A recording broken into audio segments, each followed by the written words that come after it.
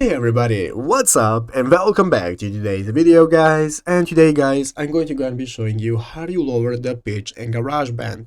This is a very simple thing to do, so make sure to watch this quick and easy video till the very end, follow my steps correctly so you can make sure this works the same for you and you can do this yourself.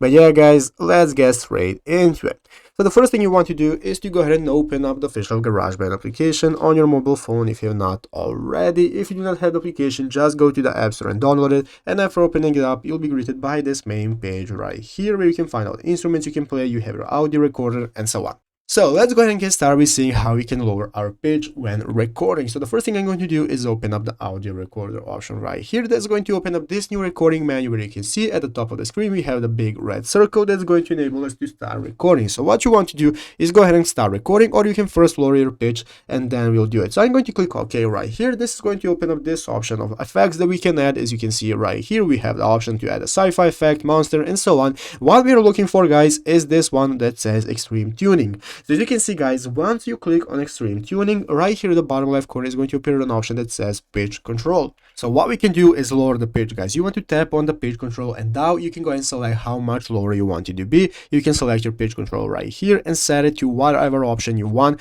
to get your desired effect. And that is how you get started with lowering your pitch. After that, you can go into the upper left corner, click on edit mode, and here you can find your audio recording to go ahead and test it out, how it sounds.